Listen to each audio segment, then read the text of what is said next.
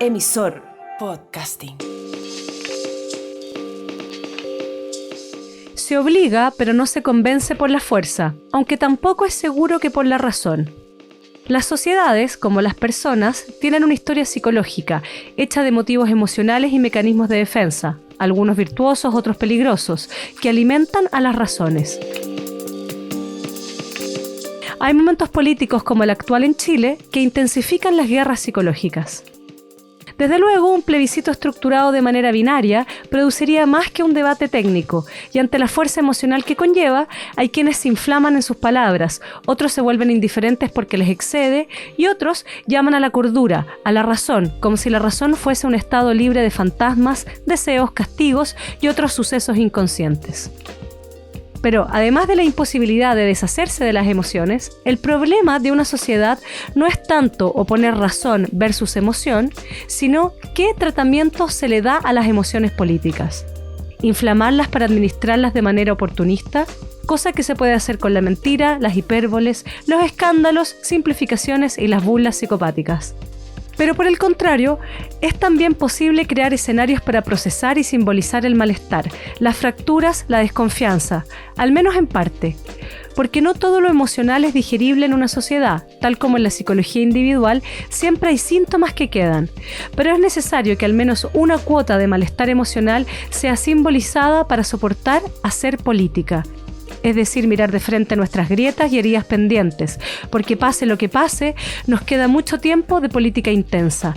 Estamos proyectando un porvenir y eso, en una época que se ha quedado sin imágenes de futuro, es harto.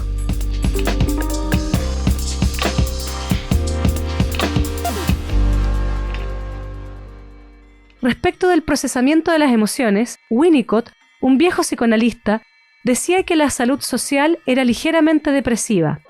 No se refería a lo que hoy entendemos como patología, o un poco sí, pero lo que quería decir era que tal como la salud mental individual, una sociedad requiere de mecanismos de defensa ante la realidad que permitan integrar, no unificar aquello que es complejo, soportar las cosas en su contradicción, aceptar ciertas cuotas de desengaño, de ambivalencia, aceptar también que no todo es mala fe, sino que existe la torpeza y que a veces es mejor decir un no lo sé.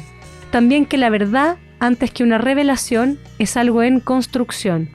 Si esta posición psíquica fue llamada depresiva, en parte es porque tiene que ver con la posibilidad de hacer duelos, de procesar las pérdidas, no negarlas.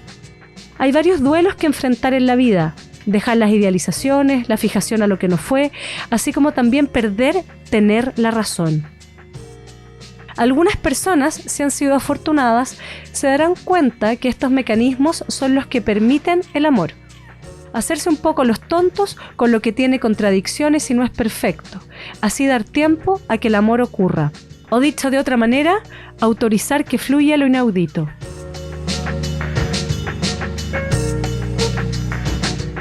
La misma disposición requiere la vida política. Creer que, aún en la estupidez de las cosas y aún en el fracaso, vale la pena volver a intentarlo. Esta podría ser una versión de la esperanza.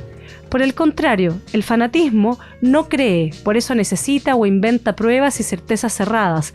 De otro modo, no puede ligarse a un proyecto. Creer, en este sentido, es un mecanismo sofisticado, porque implica cierta benevolencia y comprensión, soportar contradicciones, encontrar salidas creativas al dolor, creer, sobre todo, que es posible, aún en conflicto, encontrar formas de reparar el daño y pasar a otra cosa. Estos mecanismos en el ser humano son complejos y no están para nada garantizados.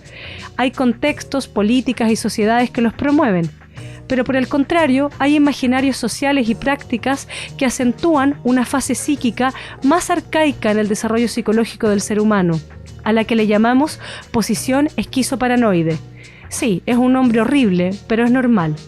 Se trata de un momento de fragilidad psicológica en que no es posible responder ante las amenazas de la realidad externa e interna, por ejemplo, el sentimiento de abandono, rechazo, humillación, la envidia, el miedo. De manera depresiva no se puede responder, es decir, no se logra integrar la contradicción ni lo complejo, tampoco reparar lo que duele. Lo que apenas logran los mecanismos de defensa en esta posición es hacer estallar la realidad, separando lo bueno y lo malo, porque no se soporta la ambivalencia. Por ejemplo, algunos de estos mecanismos son la proyección, que es ver la paja en el ojo ajeno, también la negación, no ver algo a costa de ciertas cuotas de locura, y la paranoia, quizás la más destructiva, que busca causalidades en todas partes para desplazar el propio malestar a un enemigo nítido. Por eso se emparenta con las lecturas tendenciosas y las conspiraciones. La psicología, individual como social, puede siempre recaer en estos mecanismos, que no hay que mirarlos en menos, porque son adaptativos, aunque a la larga destruyen. Es tarea de una sociedad generar escenarios para simbolizar las emociones, buscar vías de procesamiento del resentimiento y el miedo, buscar mecanismos de reparación social. De otro modo, ni los mejores proyectos son viables. Respecto de la reparación, en todo caso hay que decir que no es la búsqueda de una unidad cerrada. Desde luego no es una casa de todos, lo digo entre comillas. Tampoco es amor, como se está usando en las campañas estos días de plebiscito. Una casa común está llena de conflictos, y el amor es uno de los sentimientos más complejos. Amar a un país no puede ocurrir bajo la lógica de cómo se ama la droga, con enfermedad. Lo mismo el afán identitario, cuando cobra el mismo estatuto de casa o del amor sin complejidad. Si bien todas estas ideas parecen ser intentos de hacer algo con las emociones implicadas en este proceso de la elección, no son para nada algo terapéutico, sino que segregan, nos infantilizan también.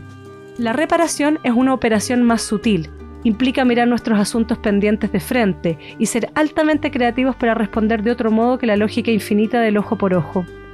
Es importante traer la historia, no para consumirla como un fetiche y servirse de ella en el presente, como escribe el investigador Pablo Aravena, sino para conmover nuestro presente. Este momento es valioso por eso mismo, claro, no hay garantías de que nos vaya bien. Los expertos no nos pueden ayudar en esto, los expertos asesoran, pero no hacen la política. La política es un riesgo que correr.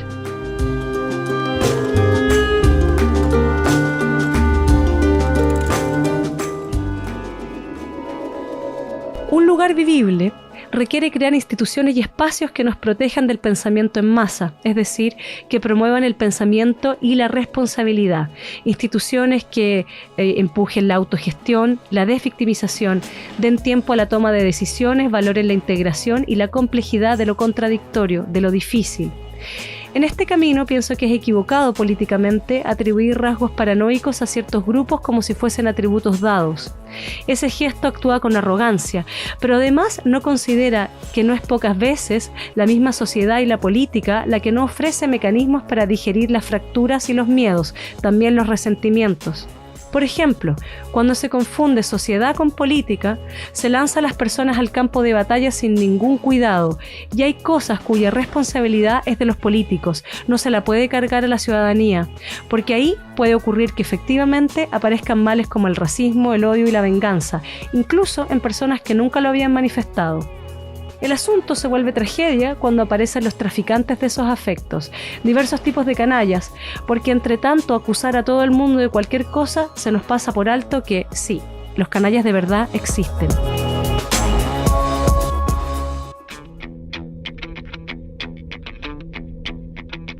Lo tenemos difícil porque nuestra época es la del espectáculo, y este se alimenta de hipérboles y de escándalos, desde luego de paranoia.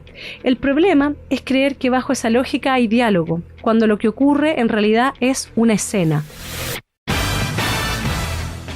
Más problemático aún es cuando se montan esas escenas en medios de comunicación bajo el título de conversaciones o debates, en que se les dan pocos segundos a los participantes que se ponen en una posición de ataque o si no pierden. Para excitar aún más el show, que es crack para las audiencias, se usa cortar frases de los invitados para ponerlas luego en redes sociales.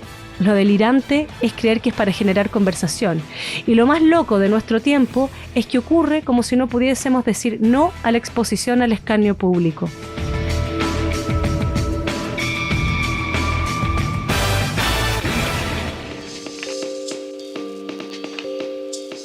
El escritor austriaco Karl Kraus, en los años 20, se dio cuenta de que incluso más que la nueva potencia bélica, eran los nuevos medios de comunicación los que podrían traer la catástrofe.